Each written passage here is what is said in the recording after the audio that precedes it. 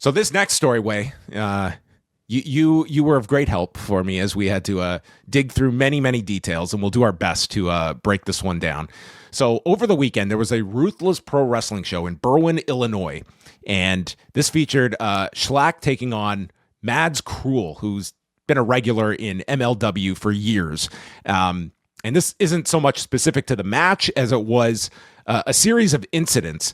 So this comes from various people that were in attendance. Cultaholic has done a really good kind of reporting on this, speaking with several people who were at the show, including one of the wrestlers, Lou Nixon.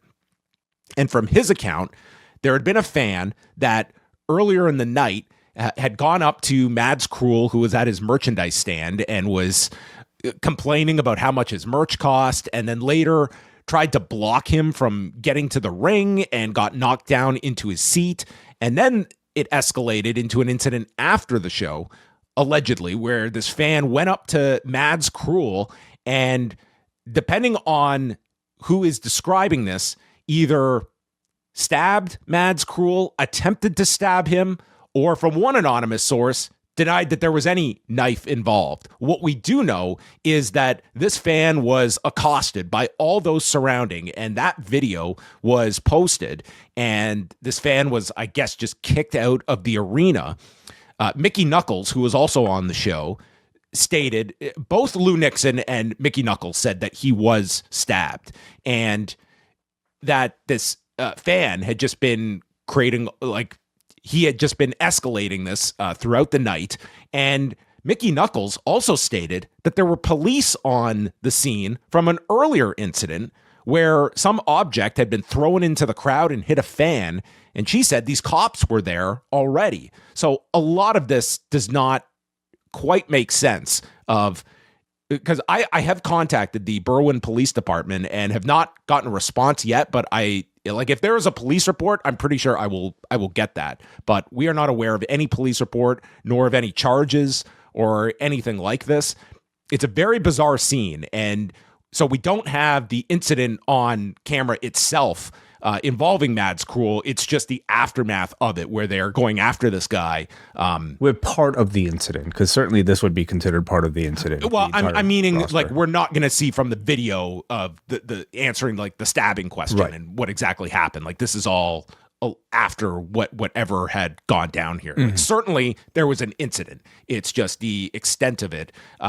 Mads Krule did respond that he was fine on Sunday afternoon, but didn't go into any other detail beyond that. But certainly an incident that you don't want to be hearing about at any type of wrestling shows, especially if, fans are showing up with knives and potentially using them on performers. Yeah, right. The question about like whether or not charges were pressed, I mean, to me is the one I want answered most.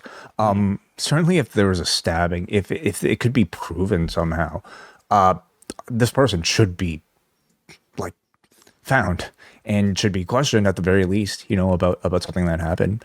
Secondly, I do think like there is a level of, listen, like from accounts, it sounded like this fan was intoxicated. I don't know why else you would, bother a wrestler that large, like Krule, unless you are. But there have been at least like some accounts of, or at least suggestions that this person was intoxicated beyond maybe what somebody should.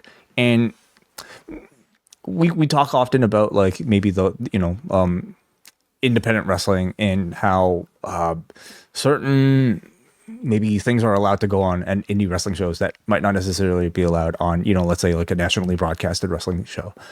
I feel like I wonder if one of those should be like keeping track and limiting how much alcohol consumption like audiences are taking in, so that incidents like this might at the very least be somewhat limited in the future.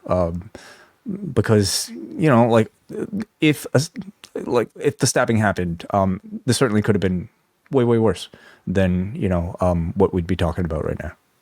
Yeah, and I mean, like, the question I have is just, if there were cops there, how were there not arrests made here of just? So Lou Nixon says Krule didn't realize he was stabbed until after.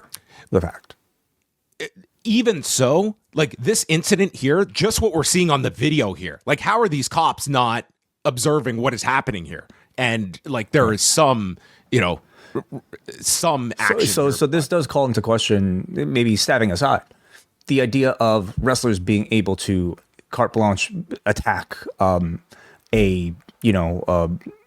member in retribution for that audience member stepping over the lines and getting involved physically. Mm-hmm. Now, in the real world, obviously this wouldn't fly, but this is sort of an unspoken allowance in professional wrestling, would you say? Should it be an unspoken allowance in modern times? Listen, I would never advise anyone in a situation like this, like especially if you're a performer, to be putting your hands on a fan. Now, if some of these people had legitimately saw this guy had a knife, I can understand why physically restraining him is the only answer. Mm-hmm. And that, I think some leniency would certainly be put there. But you're doing it with the understanding that, this guy who, for all intents and purposes, was intoxicated. If you were to injure this guy, you could be liable here in that situation. And you do have to understand that. And especially if you're making that decision and there's officers that are right there as well as eyewitnesses to this, you have to understand, like, you are maybe doing a noble thing by restraining this person, but you are also putting yourself into a potentially precarious situation as well, like with that liability.